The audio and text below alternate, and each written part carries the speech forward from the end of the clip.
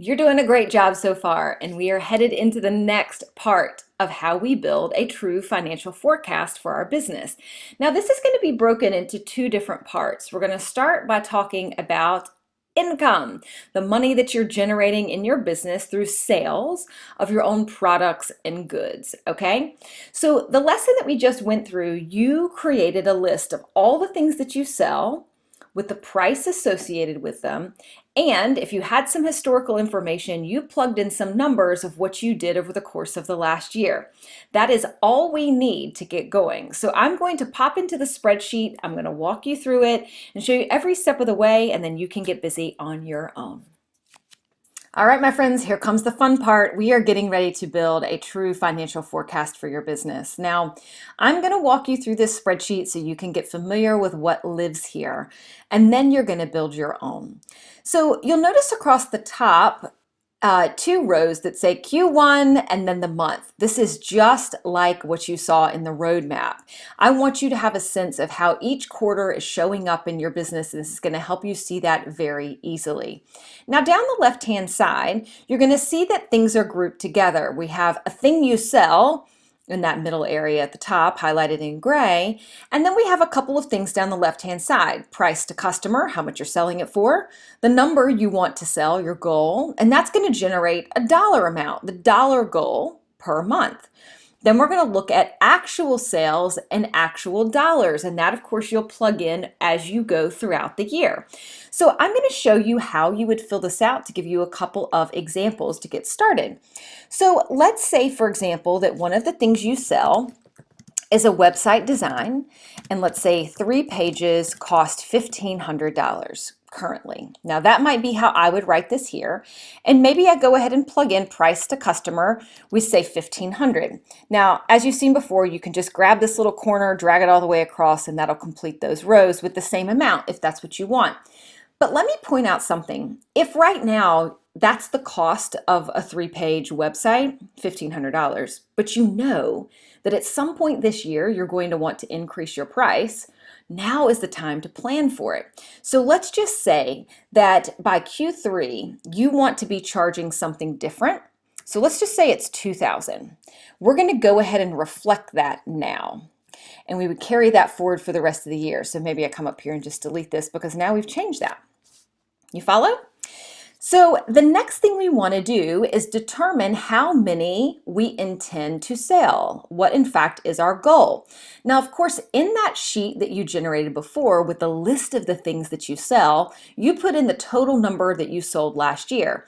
Now, let's just say, for shits and giggles, that you sold 10 3-page website designs. And let's just say that when you looked at those numbers, you realized that it was about one every month, but there were a couple of months where you didn't have one. So you may say, 10 is good. I like that, but I really would like to grow that. I want to do at least one per month. So you may come across here and just plug in one every single month. Now, of course, as you do that, it's multiplying that up. That's going to happen automatically. And that's if you don't mess with the formula, but if you do, I can teach you how to fix that later, or one of your friends who's familiar with Excel or spreadsheets can teach you. So this is now adding this up to say, like, okay, let's just look at January.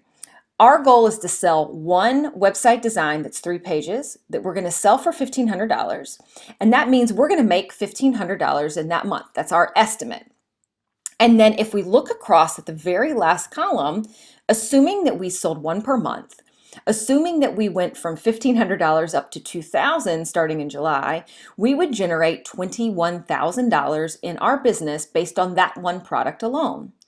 Now, of course, what we want to do is continue building out this sheet with all of the things that we sell. So you remember in the prior example, I was giving you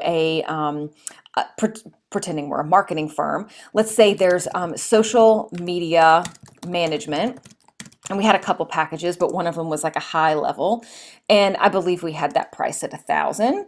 So I may say, you know what, I don't intend that that's going to change. $1,000 looks like that's about right for me.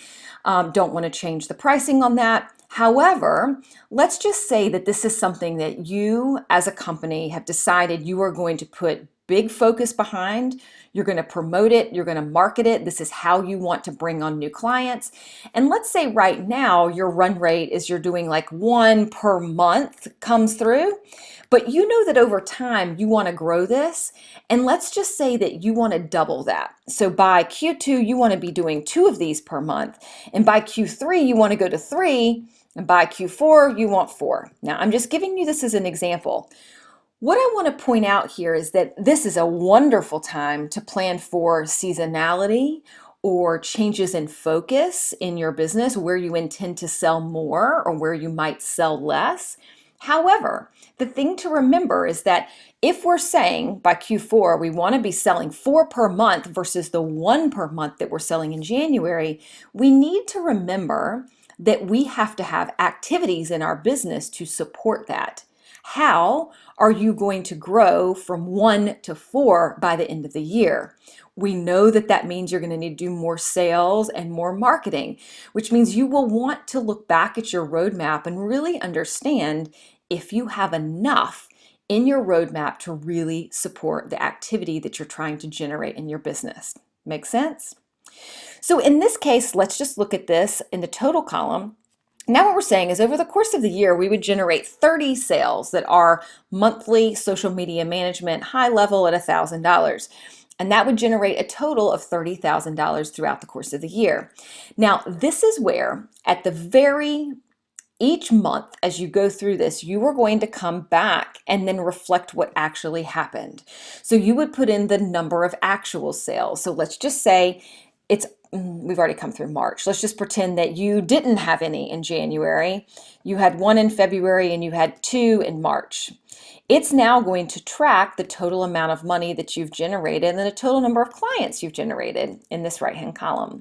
Same philosophy here. Let's say you hit 0, 0, and 0. Okay, that's fine, but you're now able to see you generated no money when you really intended you were going to generate during that same time $3,000. Now, as you come to the bottom of this worksheet, whoopsie, it is going to aggregate all of these numbers. And again, you may accidentally mess up the formulas, in which case just reach out or ask a friend who has some skill set in spreadsheets and we can easily fix this. But what this is going to do is aggregate your dollar goal actuals. So it's adding up every single item that you have planned for. How much money do you think your business could generate in January, in February, in March, assuming that you're selling those things to the degree that you've planned them? Then, of course, after the month passes and you put in your actuals, it's going to add up that total. And then you can see what the difference is to your goal, as well as a percent difference. So all of these formulas are baked in. The thing I want to point out is the only thing you really want to change is, of course, name the thing that you sell.